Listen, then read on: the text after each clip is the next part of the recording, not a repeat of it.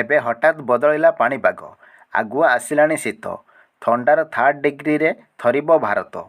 ଚଳିତ ବର୍ଷ ଥରହର କରିବ ହାଡ଼ଭଙ୍ଗା ଶୀତ। କୋହଲା ପବନ ଜାଡ଼କୁ ଆହୁରି ବଳ ଦେବ। ଆଗୁଆ ଶୀତ ଆସିବା ଭିତରେ ପାଣିପାଗ ବିଶେଷଜ୍ଞ ଆକଳନ ଭୟଙ୍କର ଶୀତର ଆଭାସ ଦେଉଛି। ଶୀତ ଏଥର ତା'ର ପ୍ରକୋପ ଦେଖାଇବ। ଥରାଇବ, ଜଡ଼ସଡ଼ କରିବ। ଯାହାର ସଙ୍କେତ ଏବେଠୁ ମିଳିଲାଣି। ପୂର୍ବ ଅପେକ୍ଷା ଏଥର ଆଗୁଆ ମାଡ଼ି ଆସୁଛି ଶୀତ। ରାଜଧାନୀ ଦିଲ୍ଲୀ ଓ ଉତ୍ତରପ୍ରଦେଶ ସମେତ ଉତ୍ତର ଭାରତର ବିଭିନ୍ନ ଅଞ୍ଚଳରୁ ଏବେ ସ୍ପର୍ଶ କରିଛି ଶୀତ। ସାଧାରଣତଃ ଦୀପାବଳି ପରେ ଦିଲ୍ଲୀକୁ ଶୀତ ଆସୁଥିବା ବେଳେ ଏବର୍ଷ ଏହାର ବହୁ ପୂର୍ବରୁ ଅଚାନକ ତାପମାତ୍ରା ଖସିଛି। ଦିଲ୍ଲୀରେ ଗତ ଶୁକ୍ରବାର ପ୍ରଥମ ଥର ପାଇଁ ଚଳିତ ବର୍ଷର ତାପମାତ୍ରା 20 ଡିଗ୍ରୀ ତଳକୁ ଖସିଥିଲା। ଅନ୍ୟପଟେ ହିମାଳୟ ଶିଖରଗୁଡ଼ିକ ବରଫ ଚଦର ଘୋଡ଼ାଇଲାଣି।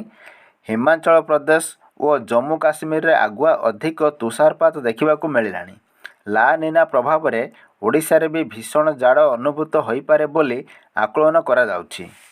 ସେପଟେ ଆଗୁଆ ଶୀତ ଆସୁଥିବା ବେଳେ ଓଡ଼ିଶା ଛାଡ଼ୁଛି ମୌସୁମୀ।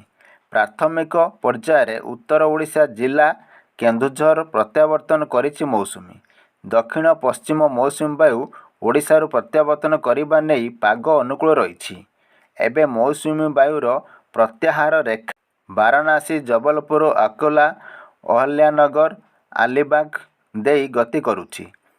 ଆସନ୍ତା 24 ଘଣ୍ଟା ମଧ୍ୟରେ ଓଡ଼ିଶା ସମେତ ପଶ୍ଚିମବଙ୍ଗ, ସିକିମ, ତେଲେଙ୍ଗାନାରେ କିଛି ଅଞ୍ଚଳ, ମହାରାଷ୍ଟ୍ର, ମଧ୍ୟପ୍ରଦେଶ, ଉତ୍ତରପ୍ରଦେଶ ଓ ବିହାରର ଅବଶିଷ୍ଟ ଅଂଶ, ଝାଡ଼ଖଣ୍ଡ ଓ ଛତିଶଗଡ଼ରୁ ସମ୍ପୂର୍ଣ୍ଣ ଭାବେ ପ୍ରତ୍ୟାବର୍ତ୍ତନ କରିବ।